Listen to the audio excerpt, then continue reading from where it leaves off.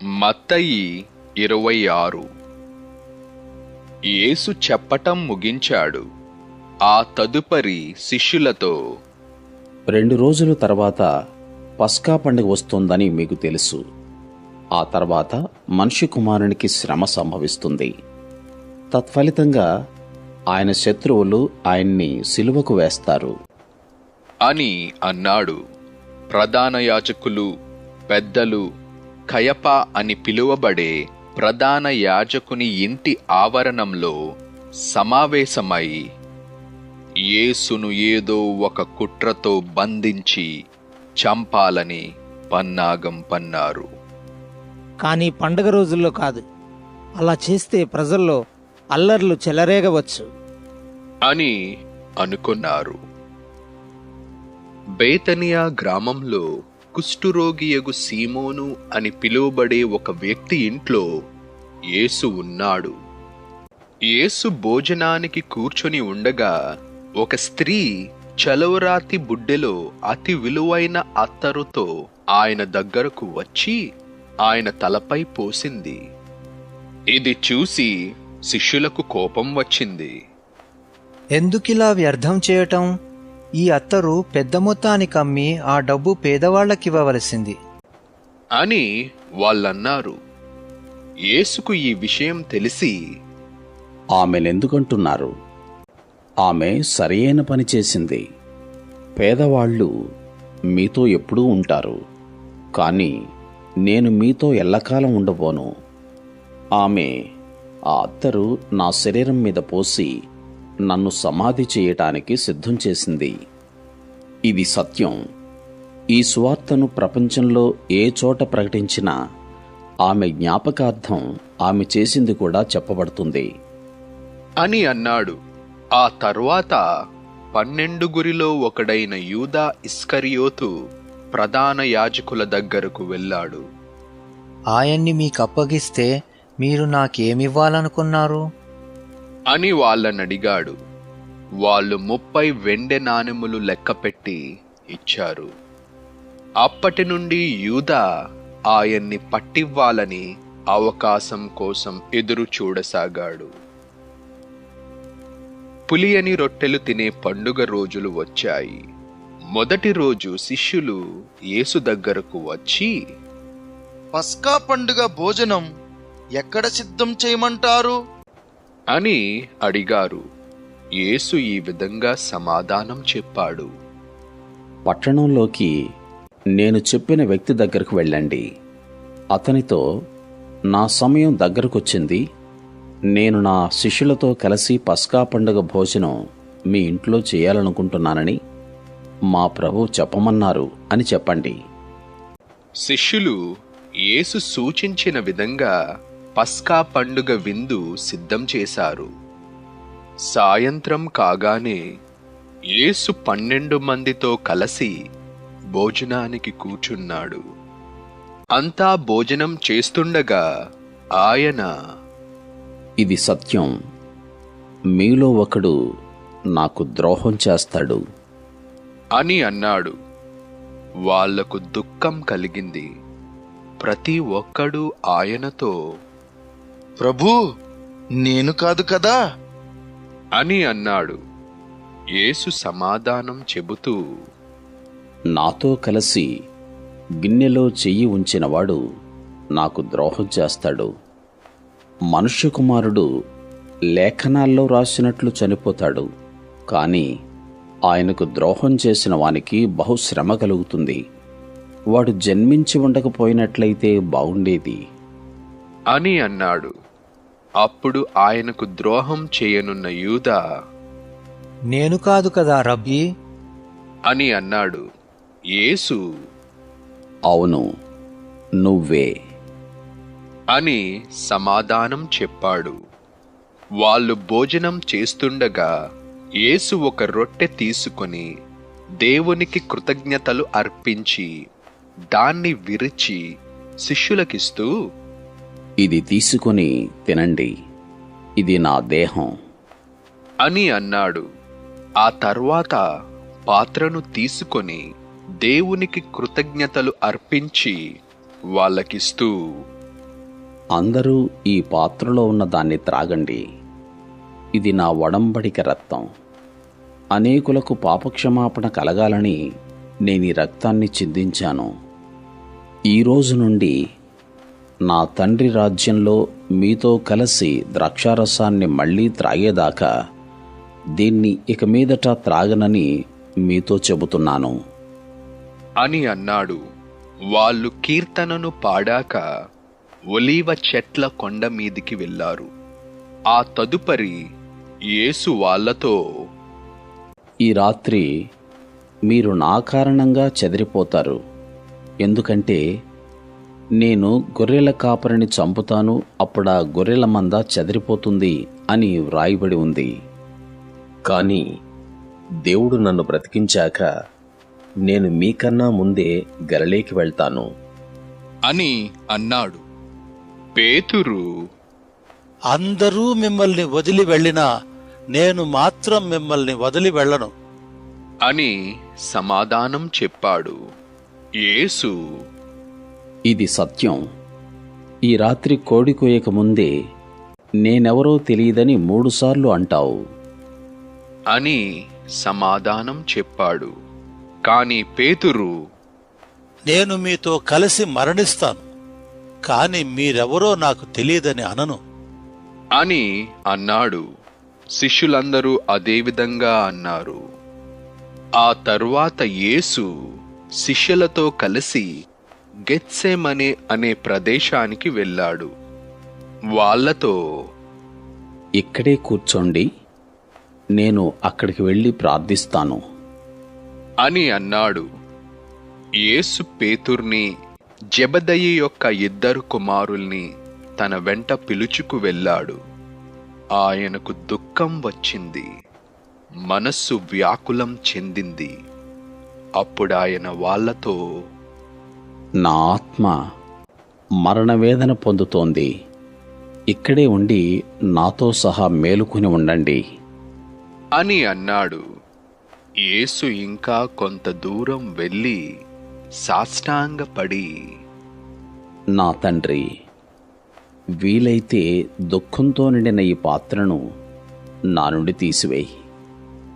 అయినా నెరవేరవలసింది నా ఇచ్చ కాదు, నీది అని అంటూ ప్రార్థించాడు. ఆ తరువాత తిరిగి వచ్చి శిష్యులు నిద్రిస్తూ ఉండటం గమనించాడు. ఆయన, నాతో సహా 1 గంట సేపు మేలుకోలేకపోయారా అని అన్నాడు. మెలకువగా ఉండి ప్రార్థించండి. అప్పుడే మీరు దుష్ప్రేరణకు లోనైపోకుండా ఉంటారు.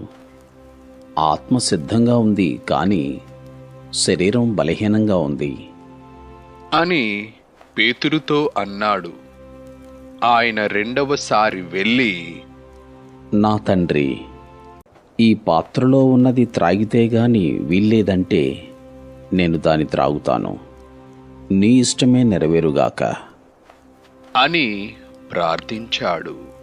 ఆయన తిరిగి వచ్చి తన శిష్యులు మళ్ళీ నిద్రిస్తుండటం గమనించాడు.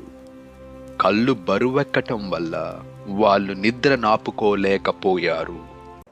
ఆయన 3వసారి వాళ్ళను వదిలి వెళ్ళి ముందు ప్రార్థించినట్లే మళ్ళీ ప్రార్థించాడు. ఆ తదుపరి తన శిష్యుల దగ్గరకు వచ్చి, మీరింకా నిద్రిస్తూ విశ్రాంతి తీసుకుంటున్నారా? చూడండి, మనుష్య కుమారుడు పాపాత్ములకు అప్పగింపబడే ఘడియ దగ్గరకు వచ్చింది. వెళ్దాం, లేవండి. అదిగో, నాకు ద్రోహం చేయనున్నవాడు వస్తున్నాడు అని అన్నాడు. ఆయనింకా మాట్లాడుతూ ఉండగానే 12 ఒకడైన యూదా వచ్చాడు. ప్రధాన యాజకులు, ప్రజా ప్రముఖులు పంపించిన పెద్ద ప్రజల గుంపు ఒకటి వాని వెంట ఉంది.